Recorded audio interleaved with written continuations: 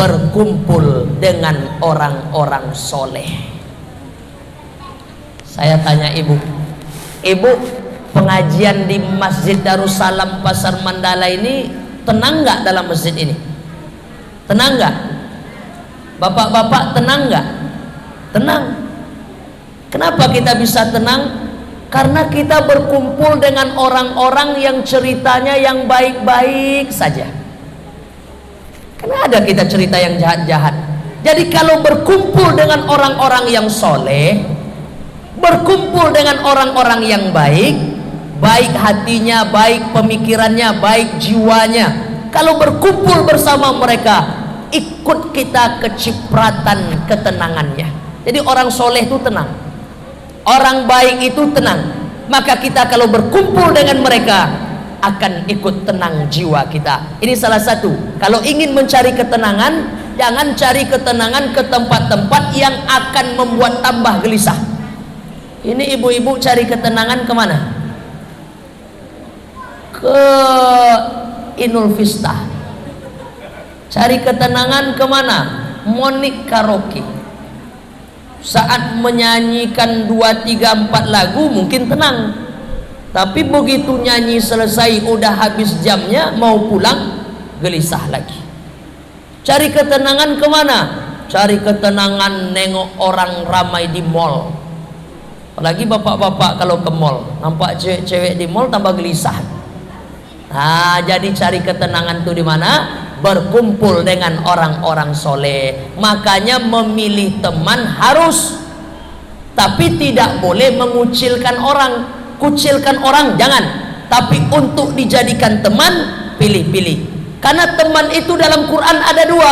Yang pertama, teman yang suka membuat kita takut akhirnya gelisah. Teman siapa itu? Teman Nabi Musa. Apa kata teman-teman Nabi Musa? Lamudrakun, kita akan tertangkap Musa, kita nampaknya akan disusul. Ditakut-takutinya Musa. Apa kata Nabi Musa? Kalla inna ma'iya rabbi syayahdin.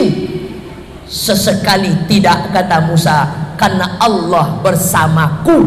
Tengok kalimat Musa, Allah bersamaku. Kalian takut-takuti? Tidak, sesekali tidak, Allah bersamaku. Tapi tengok kawan Nabi Muhammad sallallahu alaihi wasallam. Siapa? Abu Bakar As-Siddiq. Ketika Abu Bakar mengatakan, "Ya Rasulullah, aku takut ya Rasulullah, nampaknya kita akan tertangkap." Apa kata Nabi? Innallaha ma'ana. Allah bersama kita. Musa menyebut apa? Allah bersamaku. Kalian menakut-nakuti, tapi Allah bersamaku.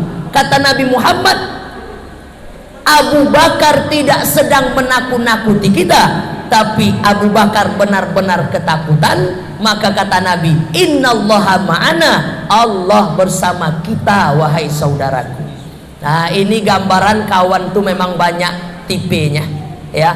Maka kalau kita ingin mencari ketenangan hidup, ingin mencari ketenangan batin, salah satunya adalah ibu, mulai dari sekarang berkumpullah di majelis-majelis orang-orang solihah.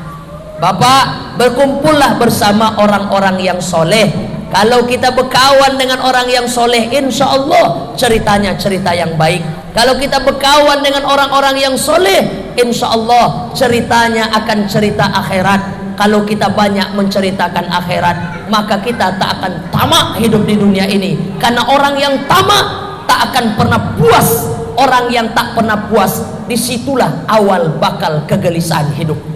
Andailah manusia itu, kata Nabi, diberikan oleh Allah satu lembah dari emas, lembah isinya emas dan perak, maka mereka akan meminta lembah yang satu lagi.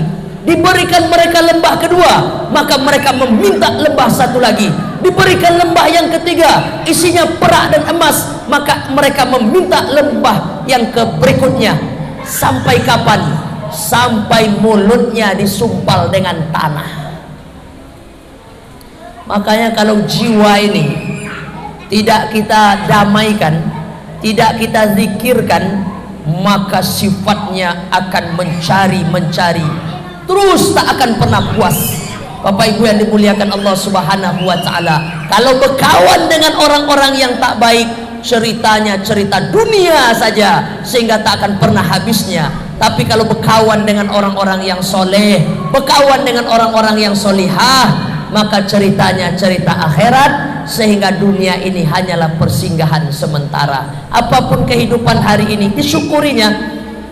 Mohon maaf ibu-ibu, bapak-bapak yang kaya-kaya, semakin banyak harta, semakin banyak hisapnya. Betul. Besok di hari kiamat apa kata Nabi?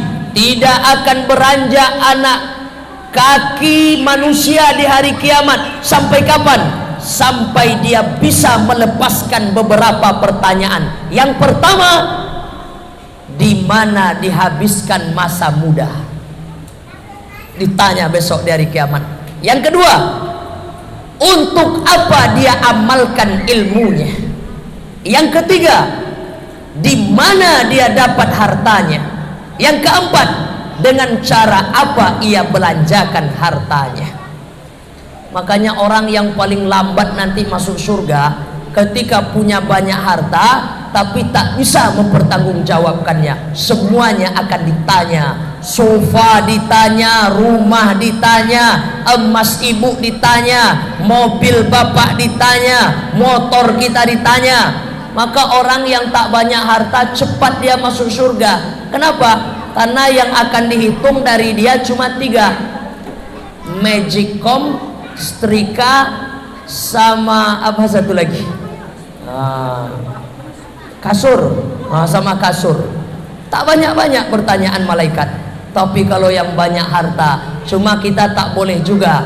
Orang yang banyak harta bisa lebih dulu masuk surga karena dipakai hartanya itu untuk menolong agama Allah. Ditolongnya Masjid Darussalam, dibelikannya apa yang kurang. Dengan harta itulah nanti dia pesan tiket ke surganya.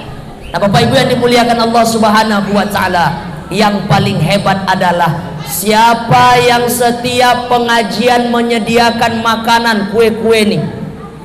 Nah, siapa yang menyediakan makanan, ini juga bagian dari perjuangan di jalan Allah. Maka yang dipakai hartanya untuk perjuangan di jalan Allah, itulah ya harta yang akan menolong. Yauma la yanfa'u malun wala banun. Akan datang hari di hari kiamat, akan datang hari di mana malun, harta tak menolong, wala banun, anak-anak tak berguna, illa man atallah biqalbin salim, kecuali orang yang menghadap Allah dengan hati yang bersih. Mudah-mudahan ketika nanti kita mati, insya Allah semua kita membawa hati yang bersih. Amin ya rabbal alamin. Bapak Ibu yang dimuliakan Allah Subhanahu wa taala, habis waktu kita. Itulah yang dapat disampaikan pada kesempatan ini, pada judul mencari ketenangan hati dengan 5 perkara. 5-5-nya sudah disampaikan. Yang pertama, carilah ketenangan hati dengan mendekatkan diri pada Al-Quran. Bapak Ibu yang meninggalkan Quran, dipastikan hidupnya nggak tenang. Yang kedua, mencari ketenangan hati dengan banyak berzikir kepada Allah Subhanahu wa taala. Salah satu zikir yang paling hebat itu adalah mengucapkan la ilaha illallah. Yang ketiga, siapa orang yang tidak suka menjalin silaturahim, siapa orang yang tidak suka mengeratkan hubungan ukhuwah Islamiyah, dipastikan hatinya tidak akan tenang. Yang keempat, bagaimana cara mencari ketenangan hati? Yang keempat, banyak bersolawat kepada Rasulullah. Innallaha wa malaikatahu yusalluna 'alan nabi ya ayyuhalladzina amanu sallu alaihi wa sallimuna taslima. Allah dan Rasul bersolawat kepada Rasulullah, maka siapa yang mengaku beriman kepada Allah, bersolawat jugalah kepada Rasulullah sallallahu alaihi wasallam. Ibu, kita ulang sekali lagi, seringan-ringannya solawat, sering-seringlah ucapkan Allahumma sholli ala sayyidina Muhammad wa ala ali sayyidina Muhammad. Yang terakhir, bagaimana cara mencari ketenangan hati, ketenangan batin dalam hidup ini? sering-sering acok-acok kata orang Minang, berkumpul dengan orang-orang soleh. Kalau ibu melarikan diri dari orang-orang soleh, kalau bapak tidak suka berkumpul dengan majelis-majelis orang soleh, dipastikan ada yang hilang dalam hatinya, hilang ketenangan batinnya. Demikian yang dapat disampaikan, mudah-mudahan menjadi renungan bagi kita bersama. Dan insya Allah kalau 5 perkara ini kita amalkan, mudah-mudahan kolbu kita menjadi sehat, batin kita menjadi tenang, dan hati kita menjadi bersih. Kalau kolbu sudah sehat, batin sudah tenang, hati sudah bersih, maka disitulah kita merasakan kebahagiaan dalam hidup ini. Mudah-mudahan jamaah yang hadir ini insya Allah senantiasa Allah berikan kebahagiaan dalam hidupnya. Rabbana atina fid dunya hasanah wa fil akhirati hasanah. Bahagia dunianya, bahagia juga sampai akhiratnya. Amin ya rabbal alamin.